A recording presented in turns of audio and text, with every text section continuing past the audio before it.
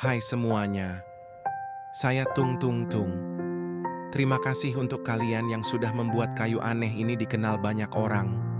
Bersama kalian, Ramadan tahun ini penuh dengan cerita, tawa, dan kenangan indah.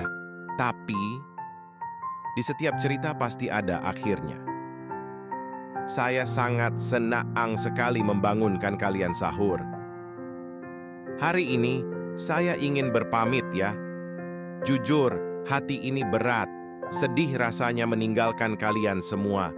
Namun inilah jalan yang harus saya tempuh. Terima kasih untuk setiap momen yang kalian berikan.